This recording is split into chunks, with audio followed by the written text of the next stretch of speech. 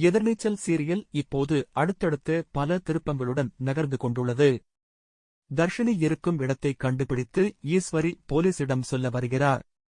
ஆனால் இன்ஸ்பெக்டர் குணசேகரனின் பேச்சைக் கேட்டு ஈஸ்வரி, நந்தினி, ஜனனி எல்லோரையும் கைது செய்து வைக்கிறார். அந்த நேரத்தில் ஸ்டேஷனுக்கு வரும் குணசேகரன் ஜீவானந்தத்தை மிரட்டுகிறார். இப்படி இருக்கையில் இந்த சீரியலின் அடுத்து வரும் எபிசோடு குறித்து அப்டேட் வெளியாகியுள்ளது. அதாவது ரவுடிகளிடமிருந்து தப்பித்த தர்ஷினி எப்படியோ போலீஸ் ஸ்டேஷனுக்கு வந்து விடுவாராம். மேலும் போலீசார் ஜீவானந்தத்தை கைது செய்து வைத்ததை தெரிந்து தர்ஷினி அவர்களிடம் சண்டை போடுவாராம்.